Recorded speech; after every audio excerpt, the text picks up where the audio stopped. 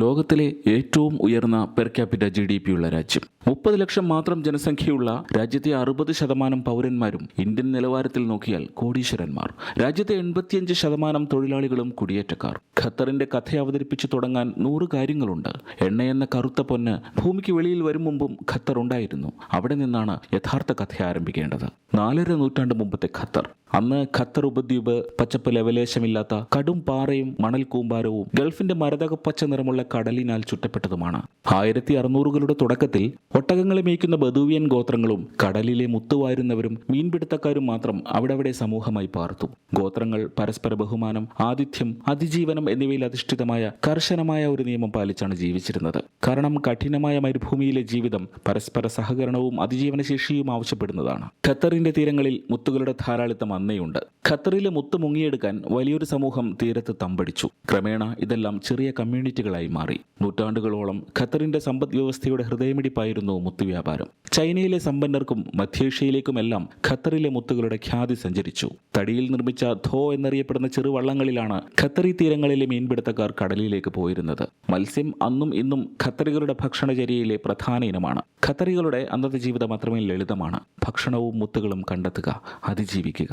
എന്നാൽ ചരിത്രത്തിന്റെ ശാന്തമായ ഈ ഒഴുക്കിലേക്ക് വീശുന്ന ചില വാണിജ്യവാദങ്ങളുണ്ട്. ഈ കാറ്റുകൾ കച്ചവടക്കാരെ കൊണ്ടുവരും. പതിയെ ആ ശാന്തതയുടെ സ്വഭാവം മാറാൻ തുടങ്ങും. 17-ാം നൂറ്റാണ്ടിന്റെ തുടക്കത്തിൽ, കൃത്യമായി 1610-ൽ ഖത്തറിന്റെ തീരങ്ങളിലേക്കും മരുപ്പച്ചകളിലേക്കും കച്ചവടക്കാരെത്തി. പോർച്ചുഗീസ് നാവികരാണ് ആദ്യമായി വന്നത്. പുതിയ സാമ്രാജ്യങ്ങൾ കണ്ടുപിടിക്കാനുള്ള യാത്രക്കിടയിൽ ക്ഷീണിതരായ പോർച്ചുഗീസ് നാവികർ വിശ്രമിക്കാനും കപ്പലുകൾ കേടുപാട് തീർക്കാനും യാത്ര തുടരുന്നതിന് മുൻപ് സാധനങ്ങൾ ശേഖരിക്കാനും ഖത്തറി തീരങ്ങൾ ഉപയോഗപ്പെടുത്താൻ തുടങ്ങി. ഇത് ചില പ്രാദേശിക വ്യവസായങ്ങൾക്ക് രൂപം നൽകി. കപ്പലുകൾ നന്നാക്കാനുള്ള പ്രാകൃതമായ ഡ്രൈ ഡോക്കുകളും പോർച്ചുഗീസുകാർക്ക് മീനും ഒട്ടകയിറച്ചിയും വസ്ത്രങ്ങളും വിൽക്കുന്ന കച്ചവടക്കാരുമെല്ലാം തീരത്തെത്തി. പോർച്ചുഗീസുകാരിൽ നിന്നും കേട്ടറിഞ്ഞ് ഡച്ച് നാവികരും ഇംഗ്ലീഷുകാരും ഖത്തറിനെ തങ്ങളുടെ സ്റ്റോപ്പ് ഓവറാക്കാൻ ആരംഭിച്ചു. ഇറാഖിലും സിറിയയിലും കിഴക്കൻ ആഫ്രിക്കൻ രാജ്യങ്ങളിലും വ്യാപാരത്തിനെത്തിയ യൂറോപ്യന്മാർ തങ്ങളുടെ ലക്ഷ്യസ്ഥാനങ്ങളിൽ ഖത്തറിനെ കൂടി ഉൾപ്പെടുത്തി. തങ്ങൾ ശേഖരിച്ച ചരക്കുകൾ ഖത്തറുകൾ നൽകിയ മുത്തിന് പകരം യൂറോപ്യന്മാർ വിറ്റു. യൂറോപ്പിൽ ഏജ് ഓഫ് എൻലൈറ്റ്മെന്റ് എന്നറിയപ്പെട്ട പുത്തൻ വെളിപാടുകളുടെ 1700കളിൽ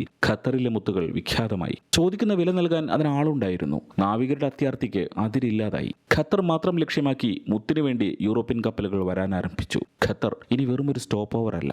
ഗൾഫിലെ മുത്തുകൾ അവയുടെ സ്വാഭാവിക സൗന്ദര്യത്തിനും തിളക്കത്തിനും പേരുകേട്ടതാണ്. ഒരേപോലെയുള്ള 2 ഖത്തറി മുത്തുകൾ നിങ്ങൾക്ക് കാണാനാകില്ല. ഓരോന്നും വ്യത്യസ്തം. അവ ലഭിക്കുന്നതും ദുഷ്കരമാണ്. വിദഗ്ധരായ ഖത്തറി മുങ്ങൽ വിദഗ്ധർക്ക് മാത്രമേ മുത്തുകൾ കണ്ടെടുക്കാനാകൂ. സ്രാവുകളെ പ്രതിരോധിക്കാനും വശമുണ്ടാകണം. യൂറോപ്യന്മാർ അക്കാലത്ത് ഖത്തറിൽ വന്ന് ഈ മുത്തുകൾ വാരിയെടുക്കാൻ ഒരു ശ്രമം നടത്തിയിരുന്നെങ്കിലും മുങ്ങിയ പലരും പിന്നീട് പൊങ്ങിയില്ല. വ്യാപാരികൾ സ്ഥിരമായി വരാൻ ആരംഭിച്ചപ്പോൾ മുത്തിന് മാത്രമല്ല യൂറോപ്യന്മാരുടെ ഒഴിഞ്ഞ കപ്പലുകൾ നിറയ്ക്കാനുള്ള മറ്റു ചരക്കുകൾക്കും ആവശ്യം വർദ്ധിച്ചു. ബദൂവിയൻ ഗോത്രങ്ങൾ ഒട്ടകങ്ങളും കമ്പിളിയും മരുഭൂമിയിൽ നെയ്ത പരവതാനികളും യൂറോപ്യന്മാർ ഇറക്കുമതി ചെയ്ത സാധനങ്ങൾക്ക് പകരമായി നൽകി. ഗൾഫിന്റെ വ്യാപാരത്തിന്റെ ചങ്കും കരളുമായി ഖത്തർ മാറാൻ തുടങ്ങുകയായിരുന്നു. ഡച്ചുകാരും ഇംഗ്ലീഷുകാരും പുറകെ വന്നെങ്കിലും പോർച്ചുഗീസുകാർക്കായിരുന്നു ഖത്തറിൽ സ്വാധീനം. അവർ ഖത്തറിൽ കോട്ടകൾ കെട്ടി. റുവൈദ കോട്ടയടക്കം അവർ അക്കാലത്ത് നിർമ്മിച്ചതാണ്. തീരദേശ പട്ടണങ്ങളിലും ദ്വീപുകളിലും പോർച്ചുഗീസ് സൈനിക താവളങ്ങളും ഉണ്ടായിരുന്നു. 1650ഓടെ ഗൾഫിലെ പോർച്ചുഗീസ് ആധിപത്യം തകരാൻ തുടങ്ങി. അവർക്ക് പ്രാദേശിക ഗോത്രങ്ങളിൽ നിന്നും ആയിട രൂപം കൊണ്ട ഒമാനി സാമ്രാജ്യത്തിൽ നിന്നും ചെറുത്തുനിൽപ്പുകൾ നേരിടേണ്ടി വന്നു. വിദഗ്ധ നാവികരായ ഒമാനികൾ പോർച്ചുഗീസുകാരെ പുറത്താക്കാൻ നിരന്തര യുദ്ധങ്ങൾ നടത്തി. ഇത് ചരിത്രത്തിൽ ഖത്തറിന്റെ ആദ്യ വഴിത്തിരിവാണ്. പോർച്ചുഗീസ് സ്വാധീനം കുറഞ്ഞപ്പോൾ പ്രാദേശിക ഗോത്രങ്ങൾക്ക് അവരുടെ ഭൂമിയിലും വ്യാപാര വഴികളിലും കൂടുതൽ നിയന്ത്രണം ലഭിച്ചു.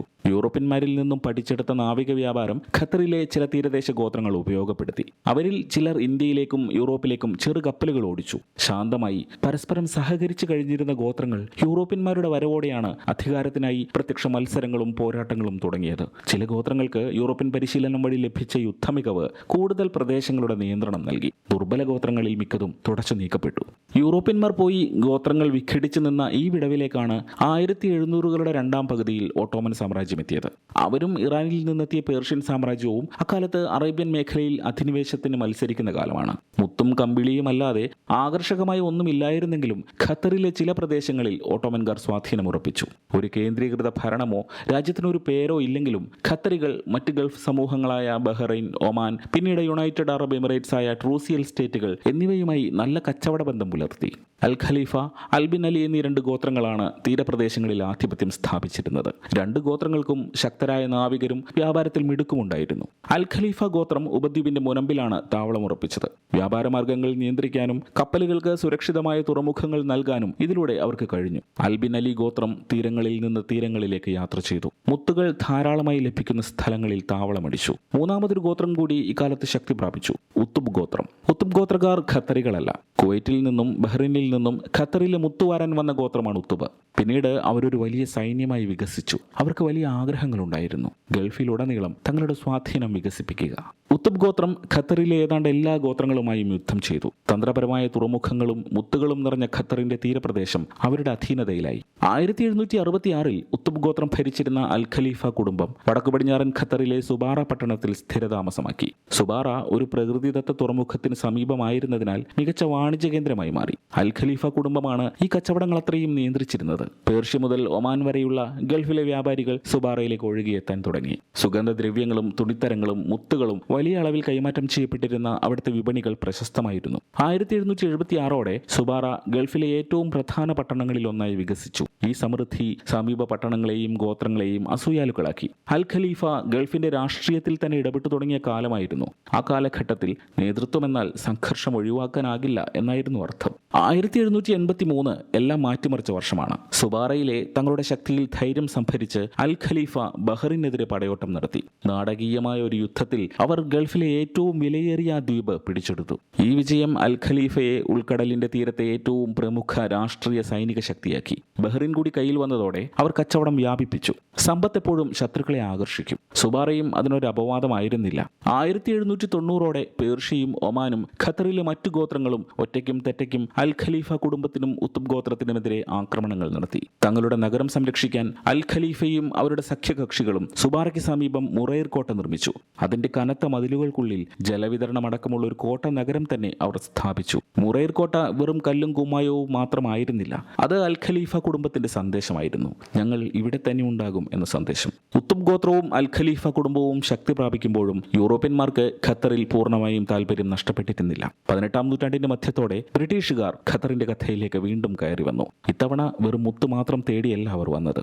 1750 ബ്രിട്ടീഷ് ഈസ്റ്റ് ഇന്ത്യ കമ്പനി ഒരു വലിയ സമുദ്രശക്തിയായി വളർന്നിരുന്നു. അവരുടെ കപ്പലുകൾ നിരന്തരം അറബിക്കടലിലൂടെ യൂറോപ്പിലേക്കും ഏഷ്യയിലേക്കും സഞ്ചരിച്ചു. അവരുടെ ഫാക്ടറികൾ ഇന്ത്യയിലുടനീളം വ്യാപിച്ചു. അവരുടെ സ്വാധീനം ഗൾഫിലേക്ക് ആഴത്തിലെത്തിയിരുന്നെങ്കിലും ഖത്തറിനെയോ അതിന്റെ അയൽക്കാരെയോ ഭരിക്കാൻ തുടക്കത്തിൽ ബ്രിട്ടീഷുകാർക്ക് താല്പര്യമില്ലായിരുന്നു. അവർക്ക് വേണ്ടത് ലളിതമായ ഒരു കാര്യമാണ്, സുരക്ഷിതമായ കപ്പൽ പാതകൾ. കാരണം അറേബ്യൻ ഉൾക്കടലിലെ റാസൽ ഖൈമയിലുള്ള ഖവാസിം കടൽ കൊള്ളക്കാർ അക്കാലത്ത് നാവിക വ്യാപാരത്തിന് വലിയ ഭീഷണിയാണ്. തങ്ങളുടെ വ്യാപാര കപ്പലുകൾക്ക് ഈ കടൽ കൊള്ളക്കാരിൽ നിന്നും സുരക്ഷിതമായ യാത്ര ഉറപ്പു നൽകാൻ കഴിയുന്ന പ്രാദേശിക സഖ്യങ്ങൾക്ക് വേണ്ടി ബ്രിട്ടീഷുകാർ ശ്രമിച്ചുകൊണ്ടിരുന്നു. അധികം വൈകാതെ അവർക്ക് ചേർന്ന സഖ്യകക്ഷികളെ ഖത്തറിൽ നിന്ന് ലഭിച്ചു, ഉത്തുബ് ഗോത്രം. ഉത്തുബ് ഗോത്രവും അൽ ഖലീഫ കുടുംബവും അവർക്ക് ഉതകുന്ന പങ്കാളികളായി. 1820 ജനറൽ മാരിടൈം ഉടമ്പടിയിലൂടെ ഹ്രസ്വകാലത്തേക്ക് ബ്രിട്ടീഷ് ഈസ്റ്റ് ഇന്ത്യ കമ്പനിയുടെ കപ്പലുകളെ സംരക്ഷിക്കാനുള്ള ഉത്തരവാദിത്വം ബഹ്റിനിലെ ഉത്തുബ് നാവിക പോരാളികൾ ഏറ്റെടുത്തു. 1800-ാം ആണ്ടായപ്പോൾ മറ്റൊരു കുടുംബവും ഖത്തറിൽ ശക്തി പ്രാപിക്കുന്നുണ്ടായിരുന്നു, അൽത്താനി കുടുംബം. അവരെക്കുറിച്ച് പറഞ്ഞു തുടങ്ങാം. അൽത്താനി കുടുംബത്തിന്റെ വേരുകൾ സൗദി അറേബ്യയിലെ നജിദിലാണ്. ബനു തമീം ഗോത്രക്കാരുടെ നേതാക്കളായിരുന്നു അൽത്താനി കുടുംബം. ഇവർ 1700-കളുടെ തുടക്കത്തിൽ ഇന്നത്തെ സൗദി അറേബ്യയിലെ നജിദിൽ നിന്ന് കിഴക്കോട്ട് യാത്ര ചെയ്ത് ഖത്തർ ഉപദ്വീപിലേക്ക് കുടിയേറി. ചെറുകിട കമ്പിളി വ്യാപാരം, മുത്തുകൾ ശേഖരിക്കൽ, മത്സ്യബന്ധനം എന്നിവയിൽ പുതിയ അവസരങ്ങൾ ചൂഷണം ചെയ്ത് ഇവർ പതിയെ സമ്പത്തുണ്ടാക്കി. വടക്കൻ ഖത്തറിലെ ഫുവൈറത്ത് ഗ്രാമത്തിലാണ് അൽത്താനി കുടുംബം സ്ഥിരതാമസമാക്കിയത്. ഈ കുടുംബത്തിൽ നിരവധി ഇസ്ലാമിക പണ്ഡിതന്മാരും ഉണ്ടായിരുന്നു. ഈ കുടുംബത്തിലെ ഏറ്റവും പ്രമുഖ പൂർവികരിൽ ഒരാളായ താനി ബിൻ മുഹമ്മദിൽ നിന്നാണ് അൽത്താനി എന്ന കുടുംബ പേര് ലഭിച്ചത്. അറേബ്യയിൽ ഒട്ടോമൻ സാമ്രാജ്യം സ്വാധീനം വർദ്ധിപ്പിച്ചിരുന്ന കാലത്താണ് അൽത്താനി കുടുംബം ഖത്തറിന്റെ ഉൾനാടുകളിലേക്കും തീരങ്ങളിലേക്കും പടരുന്നത്. തെക്കും പടിഞ്ഞാറും ഉത്തുബ് ഗോത്രവും അൽ ഖലീഫ കുടുംബവും കിഴക്കും വടക്കും ഒട്ടോമനുകളും ഞെരുക്കുന്ന മരുഭൂമിയിൽ അൽത്താനി കുടുംബത്തിന്റെ നിലനിൽപ്പ് ഒട്ടും എളുപ്പമായിരുന്നില്ല. ഇക്കാലത്ത് തന്നെയാണ് സൗദിയിലെ വഹാബികളും ഓട്ടോമനുകളുമായുള്ള പോരാട്ടങ്ങളും. 1823 മുതൽ ബ്രിട്ടൻ അറേബ്യൻ പെനിൻസുലയിലെ പ്രാദേശിക ഷെയ്ഖുമാരെയും ഗോത്രത്തലവന്മാരെയും നിയമപരമായ ഭരണാധികാരികളായി അംഗീകരിക്കാൻ തുടങ്ങി. ഇത് ഇവരെ ശക്തിപ്പെടുത്താനല്ല, വ്യാപാരം നിയന്ത്രിക്കാനും കടൽ കൊള്ളക്കാരെ ഒഴിവാക്കാനും ബ്രിട്ടന് സ്വാധീനമുള്ള ഒരു ക്രമം സ്ഥാപിക്കാൻ മാത്രം വേണ്ടിയായിരുന്നു.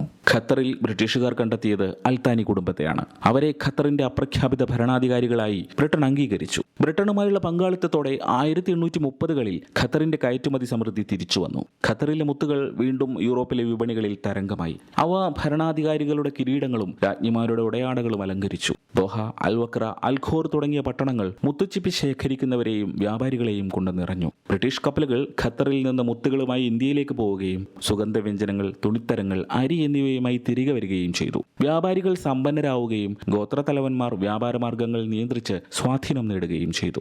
1847 അൽത്താനി കുടുംബത്തെ ഖത്തറിന്റെ രാഷ്ട്രീയ ഭൂമികയിൽ പൂർണ്ണമായും പ്രതിഷ്ഠിച്ച യുദ്ധം നടന്നു. ഫുവൈറാത്ത് യുദ്ധം. യഥാർത്ഥത്തിൽ അത് ഒന്നാം ഖത്തർ ബഹ്റൈൻ യുദ്ധമായിരുന്നു. ഐതിഹാസികനായ ഷെയ്ഖ് മുഹമ്മദ് ബിൻ താനിയാണ് അന്ന് അൽത്താനി കുടുംബത്തെ നയിക്കുന്നത്. നേരത്തെ ബഹ്റൈൻ കീഴടക്കി അവിടേക്ക് താവളം മാറ്റിയ അൽ ഖലീഫ കുടുംബം ഖത്തറിൽ വളർന്നു വരുന്ന അൽത്താനി കുടുംബത്തിന്റെ സ്വാധീനം ശ്രദ്ധിക്കുന്നുണ്ടായിരുന്നു. ബ്രിട്ടീഷുകാരുമായി കൂടുതൽ ഊഷ്മളമായ ബന്ധമുള്ളത് അൽത്താനി കുടുംബത്തിനാണ് എന്നതും അൽ ഖലീഫ കുടുംബത്തെയും അവരുടെ സാമന്ത രാജ്യമായ ബഹ്റിനെയും വിറളി പിടിപ്പിച്ചു. ബഹ്റൈനികൾ അവരുടെ സഖ്യകക്ഷികളുമായി ചേർന്ന് ഖത്തറിൽ അധികാരമുറപ്പിക്കാൻ ശ്രമിച്ചു.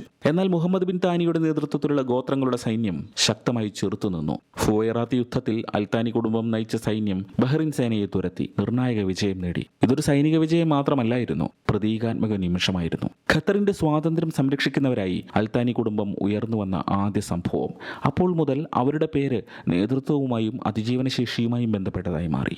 1850കളായപ്പോഴേക്കും ഷെയ്ഖ് മുഹമ്മദ് ബിൻ താനി ഖത്തറിലെ ഏറ്റവും പ്രധാനപ്പെട്ട നേതാവായി. അദ്ദേഹം വാണിജ്യ കേന്ദ്രമായി ഉയർന്നു വന്ന ദോഹയിൽ താമസമാക്കി. നയതന്ത്രം, സഖ്യങ്ങൾ, ഖത്തറിന്റെ ഗോത്ര ഘടനയെക്കുറിച്ചുള്ള ആഴത്തിലുള്ള ധാരണ എന്നിവയിലൂടെ മുഹമ്മദ് ബിൻ താനി ചോദ്യം ചെയ്യപ്പെടാത്ത നേതാവായി. ബഹ്റൈൻ, അബുദാബി, ബ്രിട്ടീഷുകാർ തുടങ്ങി വലിയ ശക്തികളുമായുള്ള ബന്ധം സന്തുലിതമാക്കാൻ അദ്ദേഹം ശ്രമിച്ചു. അതേസമയം ഖത്തറിലെ ഗോത്രങ്ങളെ തന്റെ സ്വാധീനത്തിൽ ഏകീകരിച്ച് നിർത്തുകയും ചെയ്തു. ആദ്യമായി ഖത്തർ പരസ്പരം ബന്ധമില്ലാത്ത ഒരു കൂട്ടം ഗോത്രങ്ങൾ എന്ന നിലയിൽ നിന്ന് ഒരു ഏകീകൃത ഘടനയായി മാറുവാൻ തുടങ്ങി. ബ്രിട്ടീഷ് ഉദ്യോഗസ്ഥർ ഇക്കാര്യം ശ്രദ്ധിച്ചു. അവർ തങ്ങളുടെ വ്യാപാര രേഖകളിലും രാഷ്ട്രീയ കരാറുകളിലും മുഹമ്മദ് ബിൻ താനിയെ ഖത്തറിന്റെ ഹെഡ് ഓഫ് സ്റ്റേറ്റ് എന്ന് വിശേഷിപ്പിച്ചു. ഈ അംഗീകാരം നിർണായകമായിരുന്നു. 1867 ബഹ്റൈനുമായുള്ള ഖത്തറിന്റെ സംഘർഷങ്ങൾ വീണ്ടും മൂർച്ഛിച്ചു. ഖത്തറികൾ കച്ചവടത്തിൽ കള്ളത്തരം കാണിക്കുന്നുവെന്നും കലാപമുണ്ടാക്കുന്നുവെന്നുമാണ് ബഹ്റൈൻ ആരോപിച്ചത്. അബുദാബിയുടെ പിന്തുണയോടെ ബഹ്റൈനികൾ ഖത്തറിന് നേരെ ഒരു വലിയ ആക്രമണം ആരംഭിച്ചു. യുദ്ധം ക്രൂരമായിരുന്നു. ബഹ്റൈൻ, അബുദാബി സൈന്യങ്ങൾ ദോഹയിൽ ഇറങ്ങി. വീടുകൾ കത്തിക്കുകയും ബോട്ടുകൾ നശിപ്പിക്കുകയും ആളുകളെ കൂട്ടക്കൊല ചെയ്യുകയും ചെയ്തു. തലസ്ഥാനം തകർന്നടിഞ്ഞു. ഒരു നിമിഷം ഖത്തർ തകർന്നു പോയെന്ന് തോന്നി. യുദ്ധം നീണ്ടുപോയാൽ കച്ചവടം അവതാളത്തിലാവുമെന്ന് തിരിച്ചറിഞ്ഞ ബ്രിട്ടൻ ഇടപെട്ടു. സമാധാന ചർച്ചകൾക്കായി ബ്രിട്ടീഷ് രാഷ്ട്രീയ കാര്യങ്ങൾക്കായുള്ള ഗൾഫിലെ പ്രതിനിധിയായിരുന്ന കേണൽ ലൂയിസ് പെല്ലിയെ നിയോഗിച്ചു.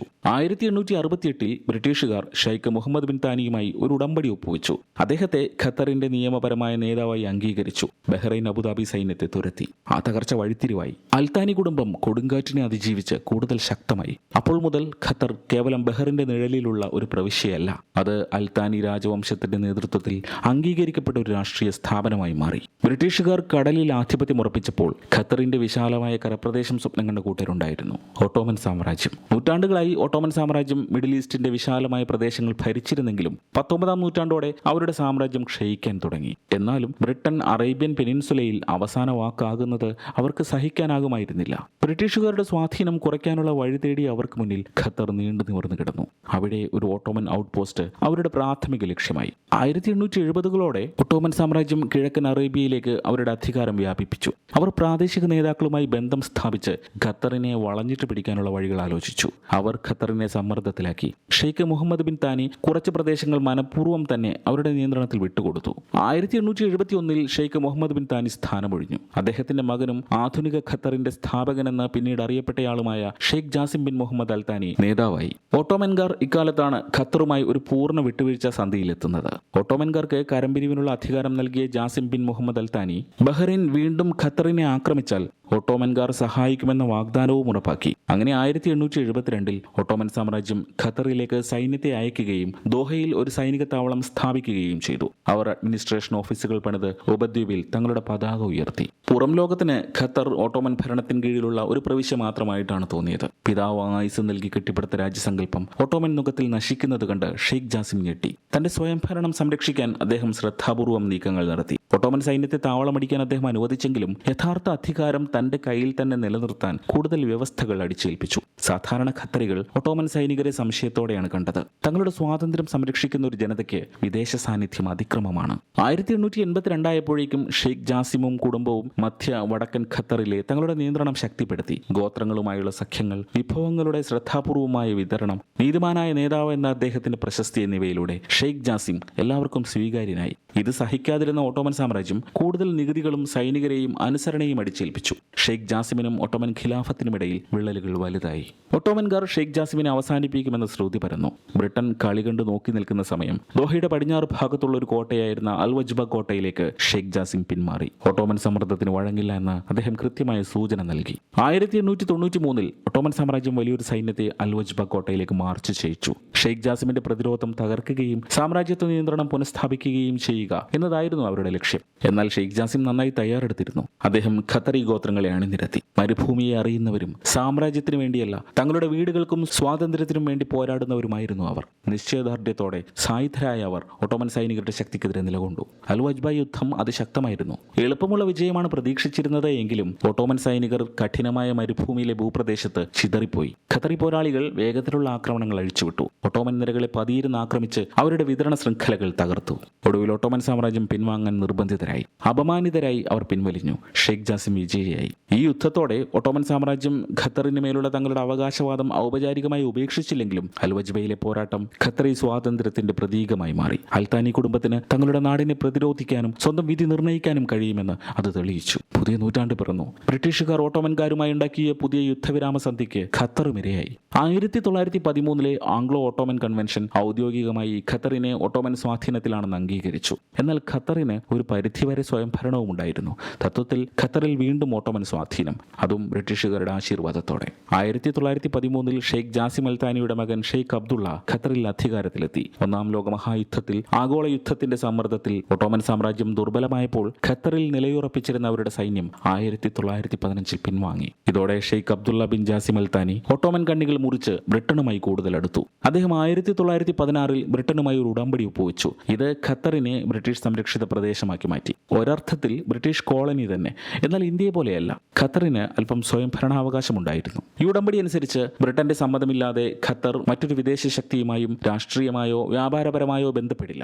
ഇതിന് പകരമായി ശത്രുക്കളിൽ നിന്ന് ഖത്തറിനെ സംരക്ഷിക്കാമെന്ന് ബ്രിട്ടൻ വാഗ്ദാനം ചെയ്തു. ബ്രിട്ടനുമായുള്ള ഖത്തറിന്റെ മധുവിധം അവസാനിക്കും മുമ്പ് ഖത്തറിന് മറ്റൊരു തിരിച്ചടി ലഭിച്ചു. 1920 ജപ്പാൻ കൃത്രിമ മുത്ത് കണ്ടുപിടിച്ച് വിപണിയിലെത്തിച്ചു. ഇതോടെ പ്രകൃതിദത്തമായ മുത്തുകൾക്ക് അതിന്റെ മൂല്യം നഷ്ടപ്പെട്ടു. വിപണികൾ തകർന്നു. മുത്തുകൾ വിറ്റ് കോടീശ്വരന്മാരായ വ്യാപാരികൾ പാപ്പരായി. എല്ലാ വർഷവും മുത്തുവാരൽ സീസൺ ആശ്രയിച്ച് കഴിഞ്ഞിരുന്ന കുടുംബങ്ങൾ ദാരിദ്ര്യത്തിലായി. പട്ടിണിയും കടബാധ്യതയും വ്യാപിച്ചു. ഖത്തർ എങ്ങനെ അതിജീവിക്കുമെന്ന് പലരും അത്ഭുതപ്പെട്ടു. 1930കളുടെ പകുതിയോടെ ഖത്തറിന്റെ ഭാഗ്യം വീണ്ടും തെളിഞ്ഞു തുടങ്ങി. 1935 ഷെയ്ഖ് അബ്ദുള്ള ബ്രിട്ടനുമായി ഒരു പുതിയ ഉടമ്പടി ഒപ്പുവെച്ചു. പ്രതിരോധവും സുരക്ഷയും കൂടി ഉൾക്കൊള്ളുന്നതായിരുന്നു ഈ ഉടമ്പടി. ബാഹ്യശക്തികളിൽ നിന്ന് മാത്രമല്ല, ആഭ്യന്തര ഗോത്ര സംഘടനകളിൽ നിന്നും ഖത്തറിനെ സംരക്ഷിക്കാമെന്ന് ബ്രിട്ടൻ വാഗ്ദാനം ചെയ്തു. പകരമായി വിദേശ നയത്തിലും വ്യാപാരത്തിലും കൂടുതൽ അധികാരങ്ങൾ ഖത്തറിന് ലഭിച്ചു. ഈ ഉടമ്പടി എത്രത്തോളം പ്രധാനപ്പെട്ടതാണെന്ന് അത് ഒപ്പിട്ട ഷെയ്ഖ് അബ്ദുള്ള അൽത്താനിയോ ബ്രിട്ടീഷുകാരനായ ലിയോണാർഡ് ഡെ വേഗ്ലിയോ ചിന്തിച്ചു കാണില്ല. കാരണം ഈ കരാർ ഒപ്പിട്ട് ഏതാനും വർഷങ്ങൾക്കുള്ളിൽ ഖത്തറിന്റെ മണൽത്തരികൾ ആ രഹസ്യനിധി പുറത്തേക്ക് ഒഴുക്കിവിട്ടിരുന്നു. പെട്രോളിയം എണ്ണ. 1938 മാർച്ച് 3 സൗദി അറേബ്യയിലെ ദമാമിലുള്ള 7ാം നമ്പർ എണ്ണക്കിണറിൽ നിന്ന് കൊഴുത്ത അറേബ്യൻ ക്രൂഡ് ഓയിൽ ആദ്യമായി ലോകത്തിലേക്ക് ചീറ്റിത്തെറിച്ചത്. അറേബ്യൻ ഉപദ്വീപിൽ കാലം അങ്ങനെ ഒരു നിധി കാത്തുവെച്ചിട്ടുണ്ട് എന്നത് ലോകത്തിന് ആശ്ചര്യമായിരുന്നു. ഏതാണ്ട് സൗദിയിൽ എണ്ണ പര്യവേക്ഷണം ആരംഭിച്ച അതേ കാലത്ത് തന്നെ ഖത്തറിലും അതിന് അനുമതി നൽകപ്പെട്ടിരുന്നു. പിന്നീട് BP എന്ന ബ്രിട്ടീഷ് പെട്രോളിയമായ ആംഗ്ലോ പേർഷ്യൻ ഓയിൽ കമ്പനിക്കാണ് 1935 ഖത്തറിലെ മരുഭൂമി കുഴിച്ചു നോക്കാനുള്ള അനുമതി ലഭിച്ചത്. ദുഖാൻ മരുഭൂമിയിലെ തരിശു ഭൂമിക്കടിയിലാണ് ഖത്തറിന്റെ നിധി ഒളിച്ചിരിക്കുന്നതെന്ന് ഓയിൽ കമ്പനിയിലെ വിദഗ്ധർ വിശ്വസിച്ചു. രാവും പകലും നിർത്താതെ അവർ ഡ്രില്ലിംഗ് നടത്തി. സർവേയർമാർ നിരന്തരം മരുഭൂമി മാപ്പ് ചെയ്തു. പാറകളുടെ കാഠിന്യം പഠിച്ചു. ശക്തമായ കാറ്റിനെ അതിജീവിച്ചു. 1939 നവംബർ 13 ആ നിർണായക ദിവസമെത്തി. ഡ്രില്ലുകൾ ദുഖാൻ മരുഭൂമിയുടെ കൂടുതൽ ആഴത്തിലേക്ക് ഇറങ്ങി. ഭൂമി വിറച്ചു. ആദ്യം നേരിയ ശബ്ദം, പിന്നെ അതൊരു വലിയ ജലബോംബിന്റെ ശബ്ദമായി മാറി. ദുഖാന്റെ ആഴങ്ങളിൽ നിന്ന് ഒരു ഇരുണ്ട ഉറവ പൊട്ടിപ്പുറപ്പെട്ടു.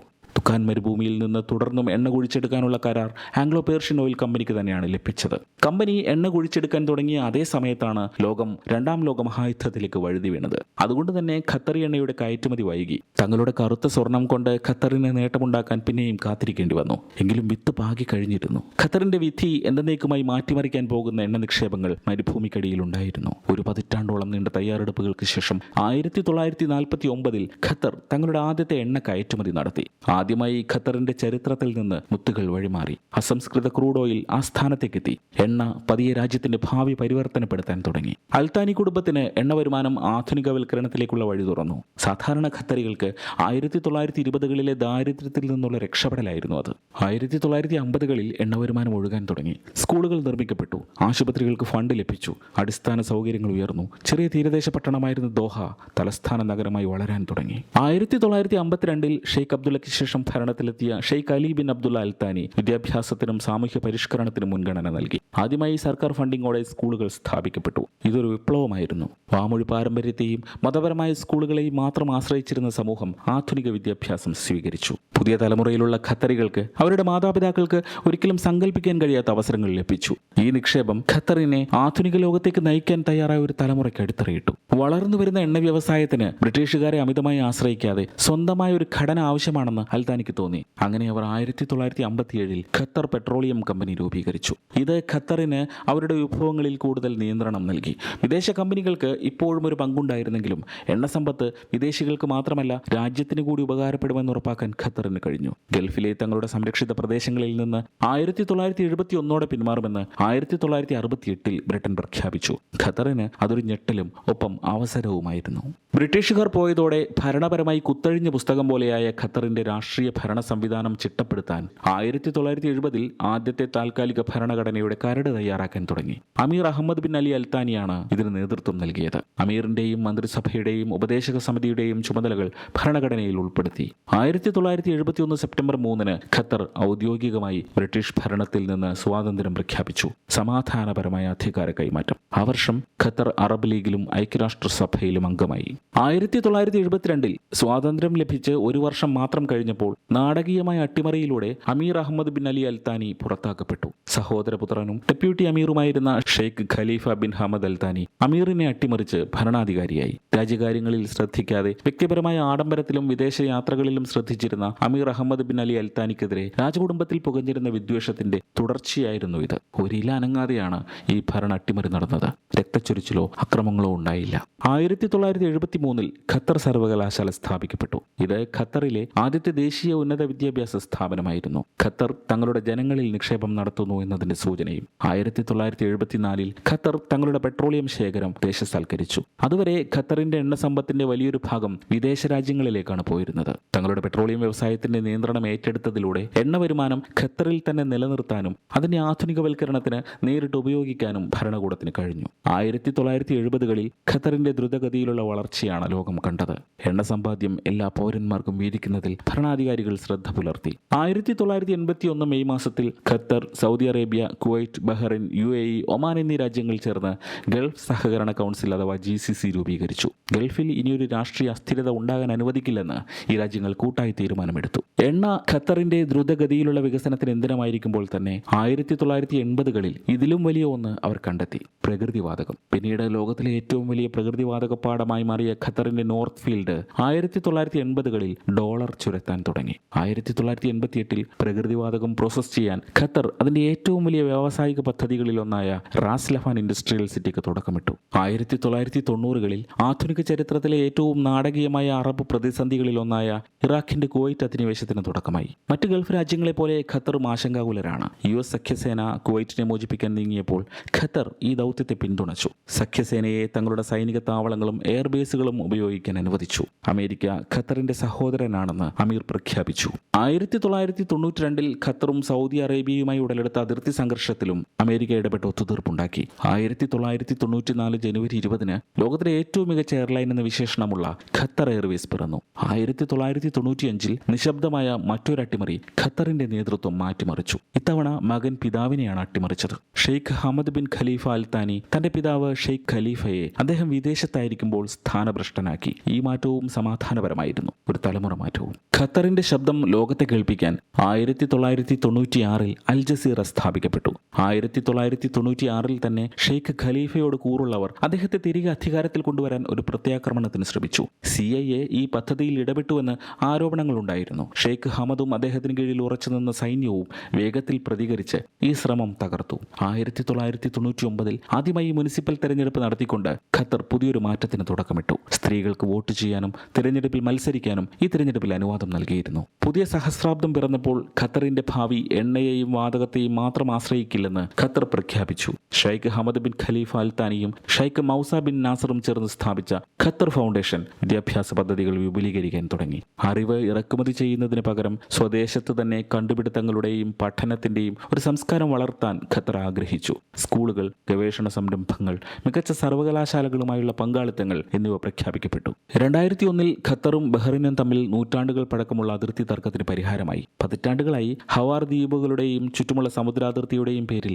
ഇരു രാജ്യങ്ങളും തർക്കത്തിലായിരുന്നു. ഖത്തറും ബഹ്റൈനും ഈ കേസ് അന്താരാഷ്ട്ര നീതിന്യായ കോടതിയിൽ സമർപ്പിച്ചു. വിധി വന്നപ്പോൾ ഇരു രാജ്യങ്ങൾക്കും ചില പ്രദേശങ്ങൾ ലഭിക്കുകയും ചില അവകാശവാദങ്ങൾ നഷ്ടപ്പെടുകയും ചെയ്തു. എന്നാൽ യഥാർത്ഥ വിജയം നയതന്ത്രത്തിനായിരുന്നു. ബലപ്രയോഗത്തിലൂടെയല്ലാതെ അന്താരാഷ്ട്ര നിയമങ്ങളിലൂടെ തർക്കങ്ങൾ പരിഹരിക്കാൻ തങ്ങൾക്ക് കഴിയുമെന്ന് ഖത്തർ ലോകത്തിന് കാണിച്ചു കൊടുത്തു. 2002 രാജ്യത്തിന്റെ ഭരണഘടന പരിഷ്കരിക്കാൻ ഖത്തർ ഹിതപരിശോധന നടത്തി. തങ്ങളുടെ രാജ്യത്തിന്റെ രാഷ്ട്രീയ ഘടന രൂപപ്പെടുത്തുന്നതിൽ അറേബ്യൻ ജനങ്ങൾക്ക് നേരിട്ട് പങ്കാളിത്തം ലഭിക്കുന്നത് ഇതാദ്യമായിട്ടായിരുന്നു. ഹിതപരിശോധനയ്ക്ക് വലിയ പിന്തുണ ലഭിച്ചു. ഭരണത്തിൽ കൂടുതൽ പങ്കാളിത്തം, തിരഞ്ഞെടുക്കപ്പെട്ട പാർലമെന്റ് എന്നിവ ഭരണഘടന വാഗ്ദാനം ചെയ്തു. ഖത്തർ ഒരു പാരമ്പര്യ എമിറേറ്റായി തുടരുമ്പോൾ തന്നെ ആധുനിക ഭരണവുമായി പാരമ്പര്യം സമന്വയിപ്പിക്കാനുള്ള സന്നദ്ധത രാജ്യം പ്രകടിപ്പിച്ചു. ഇത് ഗൾഫ് മേഖലയിൽ അസാധാരണമായ ഒന്നാണ്. 2003 ഖത്തർ ആഗോള സുരക്ഷാ ഭൂപടത്തിലും ഇടം നേടി. ഇറാഖ് യുദ്ധത്തിന് കളമൊരുങ്ങിയപ്പോൾ അമേരിക്ക തങ്ങളുടെ പ്രാദേശിക സൈനിക കമാൻഡ് ഖത്തറിലേക്ക് മാറ്റി. ഖത്തറിന്റെ സാമ്പത്തിക സഹായത്തോടെ നിർമ്മിച്ച അൽ ഉദൈദ് എയർബേസ് മിഡിൽ ഈസ്റ്റിലെ US സെൻട്രൽ കമാൻഡിന്റെ ആസ്ഥാനമായി മാറി.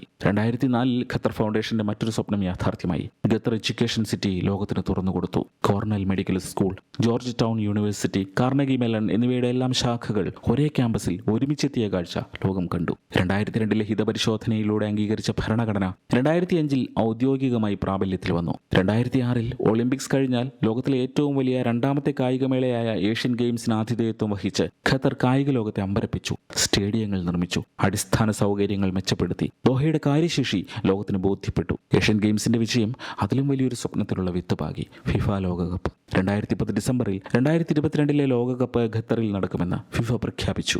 2007 ആയപ്പോഴേക്കും ഖത്തറിന്റെ ദ്രവീകൃത പ്രകൃതിവാതക നിക്ഷേപം വലിയ നേട്ടമുണ്ടാക്കി. പതിറ്റാണ്ടുകൾക്ക് മുമ്പ് പ്രകൃതിവാതകത്തിന് എണ്ണയേക്കാൾ മൂല്യം കുറവാണെന്നാണ് ലോകം കരുതിയത്. എന്നാൽ ലോകത്തിന് ശുദ്ധമായ ഊർജ്ജം ആവശ്യമായി വരുമെന്ന് വിശ്വസിച്ച് ഖത്തർ LNG സാങ്കേതിക വിദ്യയിൽ കോടിക്കണക്കിന് ഡോളർ നിക്ഷേപിച്ചു. ഈ നീക്കം രാജ്യത്തിന്റെ ഭാഗതയെ മാറ്റിമറിച്ചു. 2007 ഖത്തർ ലോകത്തിലെ ഏറ്റവും വലിയ LNG കയറ്റുമതിക്കാരായി. ഖത്തർ ഒരു ചെറിയ പെട്രോ എക്കണോമി രാഷ്ട്രത്തിൽ നിന്ന് ആഗോള എനർജി സൂപ്പർ പവറായി. 2009 ആയപ്പോഴേക്കും ഖത്തർ ഒരു ആഗോള മധ്യസ്ഥൻ എന്ന സ്ഥാനം അലങ്കരിക്കാൻ തുടങ്ങി. ആ വർഷം സുഡാനിലെ ദാർഫൂർ തർക്കത്തിലെ വാറിംഗ് വിഭാഗങ്ങൾ തമ്മിലുള്ള സമാധാന ചർച്ചകൾക്കും ലെബനണിലെ രാഷ്ട്രീയ പ്രതിസന്ധിയിൽ മധ്യസ്ഥത വഹിക്കുന്നതിനും ദോഹ ആതിഥേയത്വം വഹിച്ചു. സാധാരണയായി ഈജിപ്ത്, സൗദി അറേബ്യ തുടങ്ങിയ അറബ് ശക്തികൾക്ക് മാത്രം നീക്കിവെച്ചിരുന്ന റോഡുകളിലേക്ക് ചെറിയ രാജ്യമായ ഖത്തർ കടന്നു വരികയായിരുന്നു. ലോകം ഖത്തറിനെ സമാധാന ദൂതനായി കാണാൻ തുടങ്ങി. അതിന് ശേഷിക്കും അപ്പുറം ലോകകാര്യങ്ങളിൽ ഇടപെടുന്ന ഒരു ചെറിയ രാഷ്ട്രം. 2011 ടുണീഷ്യ, ഈജിപ്ത്, ലിബിയ, സിറിയ എന്നിവിടങ്ങളിൽ അറബ് വസന്തം എന്ന പേരിൽ പ്രക്ഷോഭങ്ങൾ പൊട്ടിപ്പുറപ്പെട്ടപ്പോൾ മിഡിൽ ഈസ്റ്റിന്റെ ഭാവി രൂപപ്പെടുത്താൻ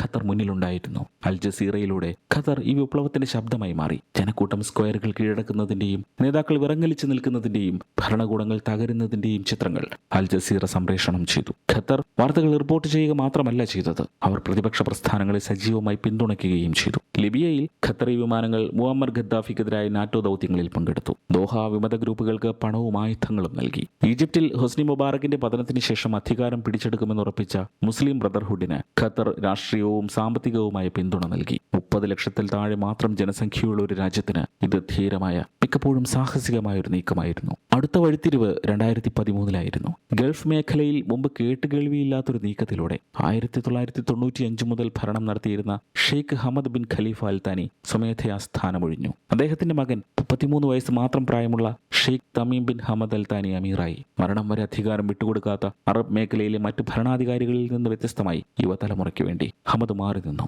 ബ്രിട്ടനിൽ വിദ്യാഭ്യാസം നേടിയ, ആഭ്യന്തര അന്താരാഷ്ട്ര കാര്യങ്ങളിൽ ഇതിനകം തന്നെ സജീവമായി ഇടപെട്ടിരുന്ന തമീം കൂടുതൽ ആധുനികവും ആഗോള കാഴ്ചപ്പാടുമുള്ള ഒരു നേതൃത്വമാണ് വാഗ്ദാനം ചെയ്തത്. തമീമിന്റെ ആദ്യ പരീക്ഷ 2014 2014 ഗൾഫ് സഹകരണ കൗൺസിലിൽ നിലനിന്നിരുന്ന സംഘർഷങ്ങൾ രൂക്ഷമായി. മുസ്ലിം ബ്രദർഹുഡ് പോലുള്ള ഇസ്ലാമിസ്റ്റ് പ്രസ്ഥാനങ്ങളെ പിന്തുണച്ചതിനും വിമതർക്ക് അഭയം നൽകിയതിനും സൗദി അറേബ്യ, UAE, ബഹ്റിൻ എന്നിവ ഖത്തറിനെ അവരുടെ ആഭ്യന്തര കാര്യങ്ങളിൽ ഇടപെടുന്നതായി ആരോപിച്ചു. സാധാരണമായ ഒരു നീക്കത്തിലൂടെ അവർ തങ്ങളുടെ അംബാസഡർമാരെ ദോഹയിൽ നിന്ന് പിൻവലിച്ചു. ഖത്തറിന് മേൽ ഉപരോധങ്ങൾ ഏർപ്പെടുത്തി. ഖത്തറിന് ഇത് തങ്ങളുടെ അരക്ഷിതാവസ്ഥയെക്കുറിച്ചുള്ള ഒരു ഓർമ്മപ്പെടുത്തലായിരുന്നു. സൗദി അറേബ്യയെ പോലുള്ള വൻ ശക്തികളാൽ ചുറ്റപ്പെട്ടതും സുരക്ഷയ്ക്കായി ഗൾഫ് ഐക്യത്തെ ആശ്രയിക്കുന്നതുമായ ഒരു രാജ്യത്തിന് ഈ നയതന്ത്രപരമായ ഭിന്നത അവരുടെ സ്വതന്ത്രമായ നയങ്ങൾ എത്രത്തോളം വിവാദപരമായിരുന്നുവെന്ന് വെളിപ്പെടുത്തി. എന്നിട്ടും ഖത്തർ പിന്മാറിയില്ല. റിയാദിന്റെ നിർദ്ദേശങ്ങൾക്ക് അതീതമായി തങ്ങളുടെ വിദേശ നയം നിലനിർത്തുകയും റാഡിക്കൽ ഗ്രൂപ്പുകൾക്ക് ധനസഹായം നൽകുകയും ചെയ്തു. 2015 ആയപ്പോഴേക്കും ഖത്തറിന്റെ അഭിലാഷങ്ങൾ മിഡിൽ ഈസ്റ്റിനും അപ്പുറത്തേക്ക് വ്യാപിച്ചു. പ്രകൃതിവാതക കയറ്റുമതിയിൽ നിന്നുള്ള പണത്തിന്റെ ഒഴുക്ക് കാരണം ഖത്തർ യൂറോപ്പിലെ ഭൂമിയുടെ ഒരു ഭാഗം വാങ്ങാൻ തുടങ്ങി. ലണ്ടൻ, പാരീസ്, റോം എന്നിവിടങ്ങളിലെ പ്രശസ്തമായ റിയൽ എസ്റ്റേറ്റുകൾ ഖത്തറിന്റെ ഉടമസ്ഥതയിലായി. യൂറോപ്പിന്റെ ആവേശമായ ഫുട്ബോൾ പോലും ദോഹയുടെ ഭ്രമണപഥത്തിലേക്ക് ആകർഷിക്കപ്പെട്ടു. Qatar Investment Authority Paris Saint Germain ക്ലബ്ബിൽ ഓഹരികൾ വാങ്ങി. ലോകത്തിലെ ഏറ്റവും സമ്പന്നമായ ക്ലബ്ബുകളിൽ ഒന്നാക്കി അതിനെ മാറ്റി. നെയ്മറിനെയും മെസ്സിയെയും പോലുള്ള താരങ്ങളെ അവർ ടീമിലെത്തിച്ചു. ഇതൊരു ബിസിനസ് ഇടപാട് മാത്രമായിരുന്നില്ല. ഓരോ അമ്പരച്ചുംബിയും ആഡംബര ഹോട്ടലും ഫുട്ബോൾ ട്രോഫിയും ഖത്തറിന്റെ ആഗോള സാന്നിധ്യവും ഖ്യാതിയും ഉറപ്പിക്കാനുള്ള ഒരു വലിയ തന്ത്രത്തിന്റെ ഭാഗമായിരുന്നു. ഖത്തർ വെറും ഒരു മരുഭൂരാജ്യമല്ല, അതൊരു ആഗോള ശക്തിയായി മാറിക്കൊണ്ടിരിക്കുകയാണെന്ന് ഈ നീക്കങ്ങൾ വ്യക്തമായ സന്ദേശം നൽകി. 2017 ജൂണിൽ തീവ്രവാദം പ്രോത്സാഹിപ്പിക്കുന്നു എന്നാരോപിച്ച് Saudi Arabia, UAE, Bahrain, Egypt എന്നീ രാജ്യങ്ങൾ വീണ്ടും ഖത്തറിനെതിരെ ഉപരോധം പ്രഖ്യാപിച്ചു. അവർ വ്യോമ, കര, കടൽ വഴികൾ അടച്ചുപൂട്ടി. ഖത്തർ പൗരന്മാരെ പുറത്താക്കി. അതിർത്തികൾ അടച്ചു. സൗദി അറേബ്യയുമായി മാത്രം കര അതിർത്തി പങ്കിടുന്ന ചെറിയ ഉപദ്വീപായ ഖത്തർ ഫലത്തിൽ ഒറ്റപ്പെട്ടു. കാരണങ്ങൾ പലതായിരുന്നു. ഹമാസ് അടക്കമുള്ള തീവ്രവാദ സംഘടനകൾക്ക് ഖത്തർ നൽകുന്ന പിന്തുണ, ഇറാനുമായുള്ള സൗഹൃദം, സൗദിയുടെ വിദേശ നയം പിന്തുടരാനുള്ള വിസമ്മതം എന്നിവയെല്ലാം അതിലുൾപ്പെടുന്നു. അൽ ജസീറ അടച്ചുപൂട്ടുക, ഇറാനുമായുള്ള ബന്ധം വിച്ഛേദിക്കുക, തുർക്കി സൈന്യത്തെ പുറത്താക്കുക, സ്വതന്ത്ര നയങ്ങൾ ഉപേക്ഷിക്കുക തുടങ്ങിയ ആവശ്യങ്ങളാണ് ഈ രാജ്യങ്ങൾ നിരത്തിയത്. കീഴടങ്ങുന്നതിന് പകരം ഖത്തർ ചെറുത്തുനിന്നു. തുർക്കിയിൽ നിന്നും ഇറാനിൽ നിന്നും കാർഗോ വിമാനങ്ങൾ ഭക്ഷണം എത്തിച്ചു. ഉപരോധം മറികടക്കാൻ പുതിയ ഷിപ്പിംഗ് റൂട്ടുകൾ കണ്ടെത്തി. പ്രതിസന്ധി ഖത്തറിനെ ദുർബലപ്പെടുത്തുന്നതിന് പകരം അതിന് പുതിയൊരു സ്വത്തുബോധവും പിടിച്ചു നിൽക്കാനുള്ള കരുത്തും നൽകി. സാധാരണ ഖത്തർ പൗരന്മാർക്ക് അവരുടെ ചെറിയ രാജ്യം വൻ ശക്തികൾക്കെതിരെ നിലകൊണ്ടൊരു ഐക്യപ്പെടലിന്റെ നിമിഷമായിരുന്നു അത്. 2018 ആയപ്പോഴേക്കും ഉപരോധത്തോട് ഖത്തർ പൊരുത്തപ്പെട്ടു. ദോഹയിൽ തുർക്കി സൈന്യത്തെ വിന്യസിച്ചതോടെ തുർക്കിയുമായുള്ള ബന്ധവും കൂടുതൽ ആഴത്തിലായി. ഇറാനുമായി അവർ പങ്കിടുന്ന പ്രകൃതിവാതക പാടം ഇരു രാജ്യങ്ങളുടെയും ജീവനാഡിയായതിനാൽ ഇറാനുമായുള്ള ബന്ധവും കൂടുതൽ ശക്തമായി. വിരോധാഭാസം എന്ന് പറയട്ടെ, ഉപരോധം അതിന്റെ ആസൂത്രകർ ഉദ്ദേശിച്ചതിന് വിപരീത ഫലമാണ് ഉണ്ടാക്കിയത്. ഖത്തറിനെ ഒറ്റപ്പെടുത്തുന്നതിന് പകരം അത് GCC ഇതര സഖ്യങ്ങളെ വൈവിധ്യവൽക്കരിക്കാനും ശക്തിപ്പെടുത്താനും ഖത്തറിനെ നിർബന്ധിതമാക്കി. വലിയ അയൽക്കാരെ നേരിടുന്ന ചെറിയ രാജ്യങ്ങൾക്ക് അതിജീവനത്തിന്റെ ഒരു മാതൃകയായി ഖത്തറിന്റെ ചെറുത്തുനിൽപ്പ് മാറി. 2019 ഖത്തർ മറ്റൊരു ധീരമായ നീക്കം നടത്തി. അവർ ശക്തമായ എണ്ണക്കമ്പനികളുടെ കൂട്ടായ്മയായ ഒപ്പക്കിൽ നിന്ന് പിൻവാങ്ങി. സ്ഥാപക അംഗമായിരുന്നെങ്കിലും ഖത്തറിന്റെ സമ്പദ് വ്യവസ്ഥ എണ്ണയേക്കാൾ പ്രകൃതിവാതകത്തെയാണ് കൂടുതൽ ആശ്രയിച്ചിരുന്നത്. ഒപ്പക്കിന്റെ യഥാർത്ഥ നേതാവായ സൗദി അറേബ്യയോടുള്ള ഒരു നേരിട്ടുള്ള വിയോജിപ്പായി ചിലർ ഇതിനെ കണ്ടു.